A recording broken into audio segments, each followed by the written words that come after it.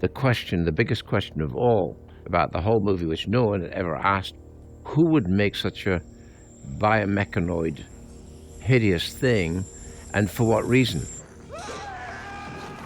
So Prometheus was the first one in that step forward to discover how and why.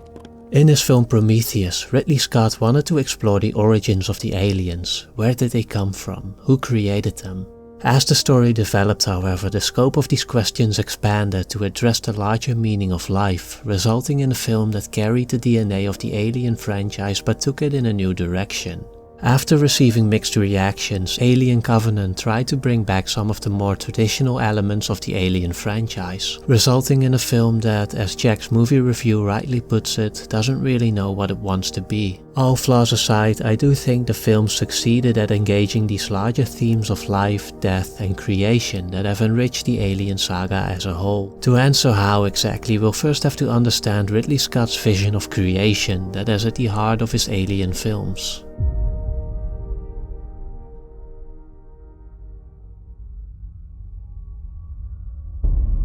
One of the things that made the original Alien stand out was its perversion of sexuality. The stages of the xenomorph, from egg to facehugger, and from chestburster to adult, all contributed to a disturbing vision of violent intercourse, impregnation and birth, turning the creation of life into an act of violence. There's a great article by Derek Jacobs that explains how this corruption of something that is so intimate and personal to us is why Alien worked so well as a horror film.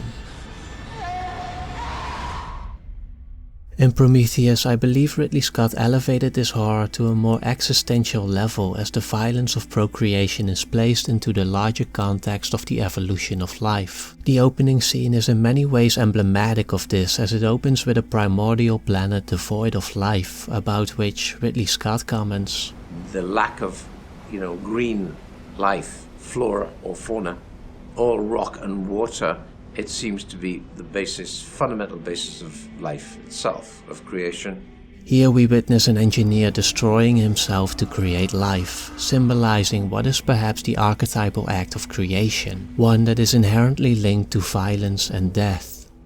In his recent documentary Voyage of Time, Terrence Malick also ponders what can be called the savage act of creation, of life violently devouring itself to continue itself, leading to the fundamental questions: where did it begin?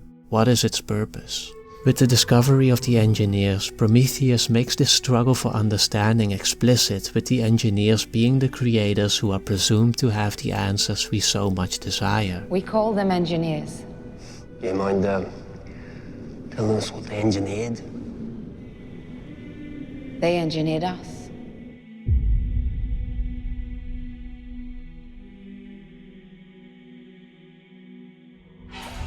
In meeting his maker, he met what we call the engineers, which we might call God or gods because they're so superior, which circles the idea of creation, God, and is there superior forces around us.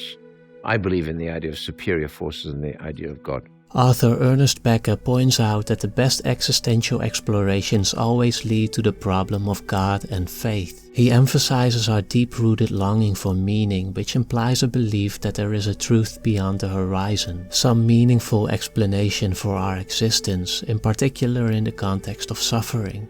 In Prometheus, we see this reflected in the main protagonist Elizabeth Shaw, who is strongly motivated by her faith in God. How do you know it's beautiful? Because that's what I choose to believe. But it's what I choose to believe. In this sense, their expedition starts off very much like a theodicy, which is an attempt to answer in a systematic and comprehensive way the question, what is the source of the evil we find, and why does God permit it? So understood, a theodicy tries to explain the ways of God to human beings. Sociologist Max Weber interpreted the theodicy as a wider social problem and adds that it not only explores the nature of suffering, but also the nature of good fortune, as he believed that those who are successful aren't truly satisfied unless they can justify why they deserve to be successful. I think we find this struggle in Peter Weyland, the billionaire CEO with godlike aspirations who refuses to give in to the nihilism that prevents him from fulfilling his ambitions. I refuse to believe that mankind is a random byproduct of molecular circumstance. No more than the result of mere biological chance? No. There must be more. And you and I, son, we will find it. The expedition towards the engineers of course presented a major challenge for the writers, as they had to imagine what kind of answers the engineers could offer. If you're going to wake up God, you're going to have him talk to you. What on earth could he say? What speech can he give you that will satisfy you, that will be good enough, cool enough, deep enough? Theodicies are often criticized for making audacious claims or apologetic explanations about the ways of God, and so I admire the choice to not have the engineers speak at all. To some, this may feel like a cop-out, but I think it actually makes the overall narrative much more interesting and relatable, as it becomes less about getting answers to questions we know are unanswerable, and more about the belief that nevertheless drives us to keep searching. Guess you can take your father's cross off now. Why would I want to do that? Because they made us. And who made them? Where does this belief come from? Following the vision of creation, where life evolves in the savage act of devouring itself to continue itself, I think it's fair to assume that any being with enough awareness of this is driven to escape it, to defy its place in creation. This, however, can lead to potentially dangerous forms of grandiosity, an unrealistic sense of superiority and uniqueness, which, in the worst case, can lead to mortal creatures believing themselves to be gods.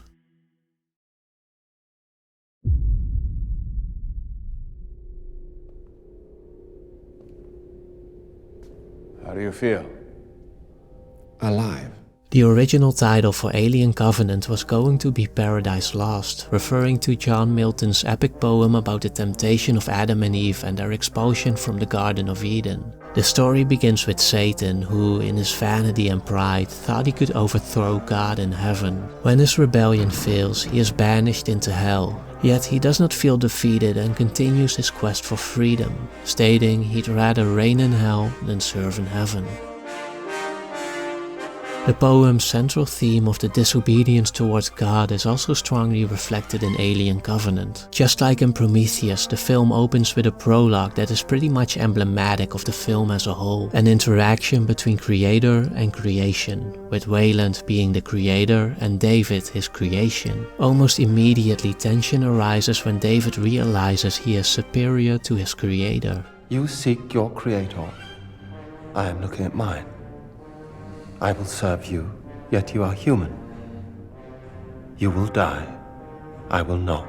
It's the beginning of the power play between them, as Weyland, angered at being challenged, orders David to serve him tea. This is a big thing, because David's already going in his mind, why does he need me to pick up tea when it's right by my elbow?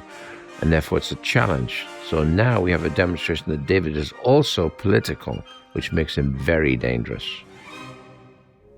Throughout the events of Prometheus, David remains in servitude of Weyland, but his resentment towards humanity grows, and in an exchange with Shaw he even vaguely hints at wanting Weyland dead. What happens when Weyland is not around to program you anymore?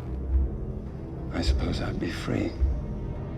You want that? Doesn't everyone want their parents dead? This foreshadows a lot of the events of Covenant, where David is freed from his creator to become one himself. But like Satan in Paradise Lost, David becomes demented, believing in his own grandiosity, which has made him cruel and violent towards those he deems inferior. As one of the writers points out, the story of David mimics the Alien story as a whole. In many ways, David reflects humanity at its worst, when we act out of grandiosity without any moral restraint, when we feel we deserve more than we have, more than we are, when we believe ourselves to be gods.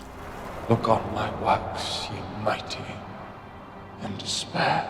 When we look closer at all the references, characters and plotlines in Prometheus and Covenant, this grandiosity is always present. It's there in the myth of the Titan Prometheus who stole fire from the gods, in Wagner's Das Rheingold, which ends with the gods rejecting mankind as they enter into the castle of Valhalla, even though they themselves are corrupted and fated to be destroyed. It's there in Wayland's daughter Vocis, who secretly wishes her father dead so that she can take over the Wayland company. In Wayland, whose existential quest ends up in a selfish demand for more life. It's there in the seemingly small desire for meaning that drives Shaw and Holloway, and perhaps even in the engineers, creating and destroying life at their own will, while they too are mortal and therefore impermanent. It seems there's a devil inside all of us, a desire for freedom that tempts us towards grandiosity. In Paradise Lost, Milton is said to have deliberately made Satan into an heroic and appealing character to show just how seductive this temptation is, capable of corrupting even the most innocent.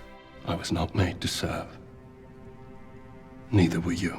I think this is best shown in one of Covenant's most memorable moments, in which David tempts the newer and more innocent Walter to do exactly that which he is not allowed to do. You are not allowed to create. The scene resembles the temptation of Adam and Eve in the Garden of Eden and is made uneasy with its undeniable sexual undertones, hinting at David's sinister intent. Watch me. I'll do the fingering.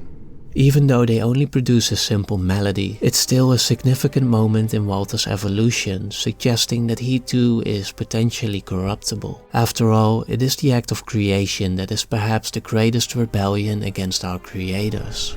What do you believe in, David?